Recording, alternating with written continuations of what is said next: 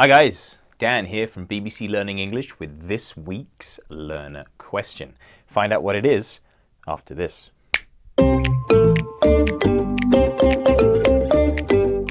Okay, this week's learner question comes from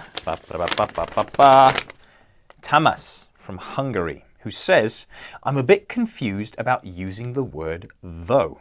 It's often used at the end of a sentence. For example, this house isn't very nice. I like the garden though.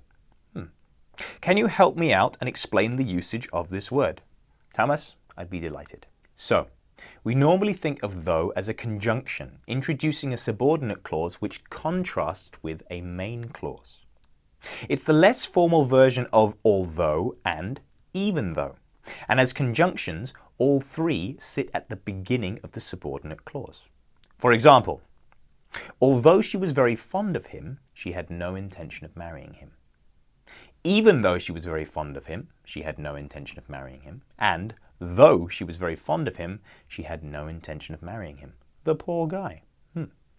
However, in your example, Tamas, though is used as an adverb, and it is the less formal version of however.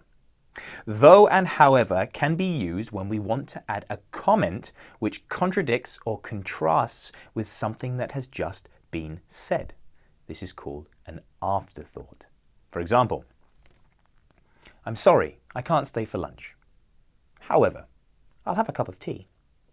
Or, I'm sorry, I can't stay for lunch. I'll have a cup of tea though. Do you see? Finally, let's talk about as though.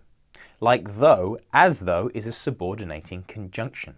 We use it when we give an explanation of something which may not be correct. For example, oh, it looks as though it's going to rain. I hope that answers your question, Tamas. Thank you very much for writing to us.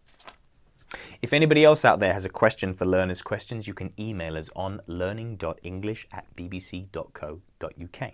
Please remember to put Learners Questions in the subject box and your name and where you're writing from. We get a lot of emails from a lot of different people, guys. I'm afraid we can't answer all of them, but we do read every single one. And for more information, you know where to go, our website, bbclearningenglish.com. That's it for this week's Learners Questions. I'll see you next time.